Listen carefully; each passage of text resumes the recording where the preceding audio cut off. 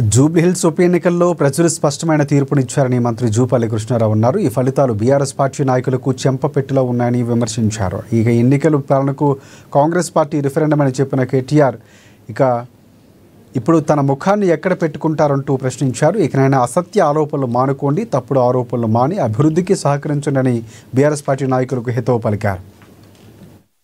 ఈ యొక్క 2 మాసాల నుంచి ఈ ఉప ఎన్నిక ప్రచారంలో భాగంగా మొత్తం బీఆర్ఎస్ పార్టీ యంత్రాంగం, ముఖ్యంగా కేటీఆర్ రకరకాల ఆరోపణలు, రకరకాల విమర్శనాత్మకాలు చేసినా కూడా రకరకాల అభ్యర్థి పైన, ముఖ్యమంత్రి రేవంత్ రెడ్డి గారి పైన, ఈ ప్రభుత్వ పనితీరు పైన, తర్వాత గ్యారంటీ కార్డ్స్ అని 2 రకాల బంగారం ఎక్కడ పోయింది, తులం బంగారం చెప్పని, 2000 పెన్షన్ ఎక్కడ పోయిందని రకరకాల అభాండాలు ఎన్నేసినా, రకరకాల ఆరోపణలు ఎన్ని చేసినా కూడా ప్రజలు తిప్పికొట్టి స్పష్టమైనటువంటి తీర్పు ఇవ్వడం జరిగింది.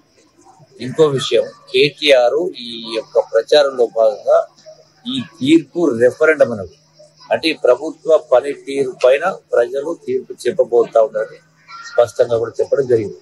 మరి ఇప్పుడు కేటీఆర్